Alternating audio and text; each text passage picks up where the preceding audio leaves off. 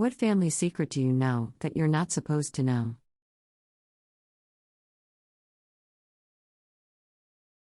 My paternal grandmother hated my mother. One day she called my mom and asked her to come over and pick up a casserole my grandma had made for us. When she got there, my grandmother had shot herself and left a note saying, among other things, that she wanted my mom to find her that way. She was, shall we say, a fucked up lady and one of the meanest people I've ever known. My mom didn't want people to know BC, she didn't want that kind of attention. My dad didn't want people to know BC, he didn't want to give my grandma any level of satisfaction. So, it's just me, them, and maybe one other person who knows. Everyone else thinks she was just an old lady who was depressed about her recently deceased husband. My mom lied about how my dad died.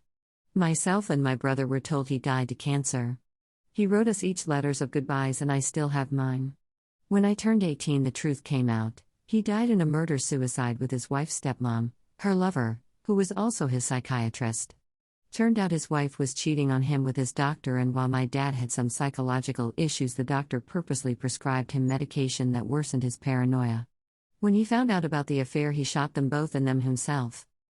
Edit. For more background, my dad had manic bipolar depression. He was prone to extreme anxiety and paranoia when off the correct medication. I do not know what the medication he was given was, but I do know it made him far, far worse in his paranoia and manic episodes. His wife, stepmom, is the one that initially had the idea about the doctor prescribing the medication in the first place. When he found all the evidence, his already broken mind completely snapped. He planned the murders and his suicide. He wrote us all goodbyes. That my uncle committed suicide and that my grandmother committed suicide shortly after due to depression from my uncle's suicide. I found out from a random older friend of the family. None of my cousins knows this happened. My great-grandma had dementia in her last years of life and completely forgot English. She would mumble and confess as German, and eventually my grandma and I learned some really dark shit about Oma. Took a lot of time and a German to English dictionary in the 1990s. Her oldest son's father died during the Battle of Stalingrad while she was pregnant with said first child. This is husband number 1, died September 1942. 2. She married husband number 1's brother after giving birth to son number 1. She soon became pregnant with daughter number 1. When husband number 2 went to fight for the Nazis, husband number 2 died during the Battle of Kursk in July of 1943. 3. Great-grandma gave birth to daughter number 1 and then married husband number 1 and number 2's cousin. Husband number 3 and her were expecting child number 3, my grandmother, when he went to fight in the Battle of Hurtgen Forest. Husband number 3 died in November of 1944. He was her favorite husband apparently. At this point there are no men in the area who will marry her, and she is considered cursed. 4. With 3 children under the age of 4 in tow, great-grandma managed to get her ass smuggled to the U.S., specifically to L.A. during the last few months of World War II. She never gave complete details, but we figure she probably bribed, fucked, smuggled, and murdered her way out of all that bullshit. 5. Upon coming to the U.S. in 1945, great-grandma married the man my grandma and her siblings thought was their dad, but it turns out he was majorly gay and paid great-grandma to be his beard. He died of a heart attack in 1960 and great-grandma never remarried. 6. Somehow my grandma, great-aunt, and great-uncle all have birth certificates stating they were born in the U.S. and that husband number 4 was their father. We have no fucking clue how great-grandma pulled that one off. My great-grandpa isn't related to us. He met my great-grandma when she was a teen. She had been raped by a traveling salesman and was pregnant. Her family kicked her out. Great-grandpa couldn't have kids due to torture in a Japanese prison camp during World War II. He married her and raised my grandma as his own. My great-grandma told me when she had dementia and forgot it was a secret. Great-grandpa is 102 now and is the bedrock of our family. He's not blood, but he's our family and he always will be. Edit. Because people are asking, I asked their daughter, my grandma, after this, and she confirmed that she has known this as true since she was a young adult. My mom lied to a man and told him I was his son and frequently extorted money from him by telling him she needed it to raise me. I found out when he showed up with gifts shortly after I had moved out on my own. He had hired a pie after my mom refused to give him my contact info. He apologized for not being in my life and cried while telling me he was dying of pancreatic cancer and he didn't want to go without meeting me. I asked my mom about it and she told me she told him that so she could get money for drugs after she left my dad. DNA tests confirmed he was not my dad. Tested myself against the man I was always told was my bio dad. I only ever met him the one time. I took the gifts because it was such a surreal experience I didn't know how to tell him anything other than that I forgave him. My mom is the only other person that knows this happened. My Welsh great-grandmother had passage booked on the Titanic in 1912. She ended up not going because she fell ill. Turns out it was actually an out-of-wedlock pregnancy that gave her such bad morning sickness, she couldn't go. She lost the baby. She came the following year in 1913 and met my great-grandfather. She only told my mom, who she helped raise during the summers, who then told me. Great-grandma getting knocked up saved an entire branch of our family tree. My grandma was raised in a Catholic orphanage under the pretext that she lost both her parents and siblings during the Spanish influenza. Turns out her and her dad survived, but her dad didn't want to take care of her, so he left her at an orphanage in Brooklyn and moved to Europe and started a new family. I had an uncle who was a railroad engineer and worked the Terre Haute, Indiana to Danville, Illinois line. Never took a day off from his one day there, one day back route. At his funeral, I was a kid and didn't go. A strange woman came into the funeral home with some older children. No one knew who she was, and finally my grandma introduced herself to the woman and asked who she was. The woman said, "I'm Mrs. So-and-so, I'm here for my husband's funeral." Turns out my uncle had two families, one in Terre Haute and one in Danville. I didn't find out about this until I was an adult. My mom, grandma, aunt, and sister kept this a secret for decades.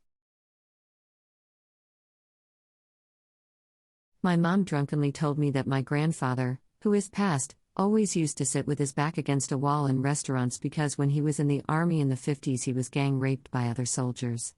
He would always make sure his back was covered in public for the rest of his life. My great-grandma told my grandpa that the Jewish girl he liked was taken to a concentration camp when in truth they fled. It is said she knew they were safe. Grandpa meets my grandma shortly after. They get married, but apparently he still talked about the other girl from time to time and that she was the one who got away and how awful it all was. Many years go by, my aunt and dad are born.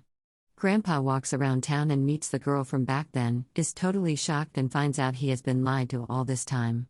Grandpa got sick pretty soon after that and died when my dad was only 5 years old. My grandma later once said she believes he died of a broken heart. Frown. This is pretty mild, but a part of my mom's side is very, very convinced they're Irish. In all the American, kiss me I'm Irish ways. My grandparents took a trip there. They spent a lot of time at a local pub, getting to know Irish singers and poets. My cousins have very Irish names, etc., etc., etc. I took a few ancestry tests to nail down the rest of my mom's side, not a single % Irish in any of them. The family name, common in Irish Americans, is actually a Swiss surname that got translated at some point, according to the genealogy trace I also had done. My now deceased grandparents want their ashes spread into the Irish Sea, and my mom and her siblings are planning a big trip to do it. I'm taking the secret to my grave. My mother had an affair on my father that he doesn't know about way before he had an affair on her that blew up the family. My great-great-grandfather moved from Romania to America and got married to another Romanian immigrant shortly after he arrived. Once they married, he insisted they start using American names, only speak English in public, never return to Romania, and refrain from communicating with family in the old country. When my great-grandmother, his daughter, was a teenager, it was discovered by the rest of the family that he actually abandoned his first wife and 3 children in Romania and left them in extreme poverty when he came to the States and married my great-great-grandmother. Real upstanding guy. Edit, wow. Wasn't expecting this many upvotes. From what I was told, he was an abusive alcoholic and paranoid all the time. His mental health suffered a lot as he aged, so I'm assuming guilt was factored into that. Another interesting tidbit: my great-grandmother went on to apparently become a matchmaker through her Orthodox church by helping families with young women relatives still in Romania connect with families with young men here in the US to pretty much arrange marriages so they could come stateside. My great-grandparents were high school sweethearts and the only role models I'd ever had for a relationship, since my grandparents and parents are divorced and hate each other. Then my mom tells me that my great-grandma had an affair, and that's why one of my grandma's sisters isn't like the others. So, there goes that. My dad killed a guy and never told us. I found out on Google one day. My older brother might only be my half-brother. About 10 or so years ago, I went out drinking with my dad for his birthday. He got hammered and told me that when he and my mom first got together, she was still in a relationship with a really abusive guy. She got pregnant around the time that she left him, so there's about a 50-50 chance that my older brother is the other guy's biological son. I asked him if he ever thought about getting tested to find out, and he said no. I don't care what any test says, that is my son. He also got emotional at one point and told me he really regretted talking me out of going to school for what I originally wanted to do in favor of what I do now. Later on, he punched the glass out of a jukebox because he thought it'd be funny. The whole night was a roller coaster. The next day, he seemed to have no recollection of telling me that bombshell about my brother, and I never brought it up again. I'll never tell my brother, and I'll never tell my parents that I know about it. As a side note, it would explain a lot. My brother and I don't even look related, but we always just shrugged our shoulders whenever friends asked us how we could be siblings when we look so different. I feel the same way my dad does. He's my brother, not half-brother, no matter what any test might say. I'm at peace with the fact that I'll never really know for sure. I have faint memories from when I was a kid of an aunt on my father's side. I remember her being thin and sad with blonde hair. No one would talk to me about her, and I didn't remember a name until one day the name Karen just hit me. Don't laugh, this was the 70s and Karens weren't really a thing. Neither my older or younger siblings remember her, and no one would talk about her. No pictures, nothing. About 2 years before his death in 2018, I was talking to my grandfather and looking through pictures with him when I found the woman from my memories and asked about her. My father had a sister, Karen. She was born in 1948. When she was a baby, my grandfather took her out to his woodworking shop just to hang out with him while he worked. He sat her on a workbench, turned to grab some tools, and turned around just in time to see her hit the floor head first. He said that he'd remember the sound for the rest of his life, like dropping a watermelon.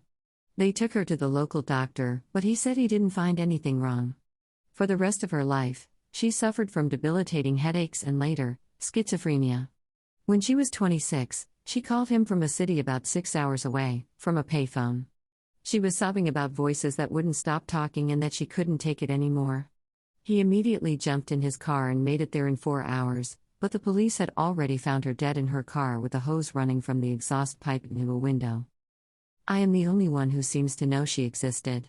My mother doesn't remember her, or denies it. My dad passed away. Both grandparents are gone too. But I remember her face and her telling me it was okay to be sad. Grandpa said she was always interested in me. I'm neurodivergent and really struggled with social skills as a child. I think that it made her feel less alone. My dad had a daughter before I was born and never admitted it to anyone in the family. He was basically on his deathbed when he admitted it to me. I was able to track down my half-sister a few years back and we were to meet, but she was very emotional about the whole thing and she backed out at the last minute. I have since left her alone. My dad's biological father is his adopted father's brother, so, his uncle. His bio dad and his girlfriend were both underage, and she ended up having a kid. In order to keep it hush-hush, she had the kid and gave it to her boyfriend's brother, who was of age and married. My dad doesn't know this. As well, my sister is only my half-sister. My parents were swingers and my mom got pregnant when they were trying for a baby, but somehow she got pregnant by someone else instead, and my dad is somewhat aware. But the real father doesn't know this, nor does my sister. It gets even crazier. They lost all contact with the guy, but my sister turned 20 and moved out to go live with her husband in a new state, and she got a job and moved around within the company, and becomes great friends outside of work with her boss. WHO just so happens to be her bio dad. That two of my siblings were caught having sex with each other. Edit. They were old enough to know sex was fun but not old enough to know siblings weren't supposed to do that. It was shortly after she had been abused by an older man. B. That my cousin's repeated suicide attempts during and after college were because she'd been gang raped in her own apartment, and allegedly was arranged by her jealous roommate. C. That my dad had an affair with my babysitter with my mom's permission. Edit 2. Hall passed because my mom had no interest in sex at the time. Yes, the babysitter was 18 plus. Assuming my calculator works, she was 23 at the time.